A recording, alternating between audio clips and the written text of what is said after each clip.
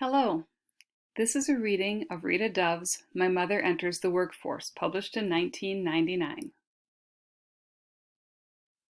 The path to ABC Business School was paid for by a lucky sign.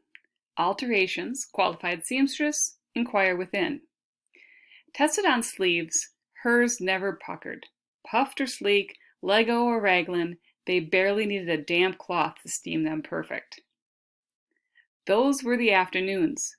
Evening she took in piecework, the treadle machine with its locomotive whir traveling the lit path of the needle through the quicksand taffeta or the velvet deep as forest. And now, sang the treadle, I know, I know. And then it was day again.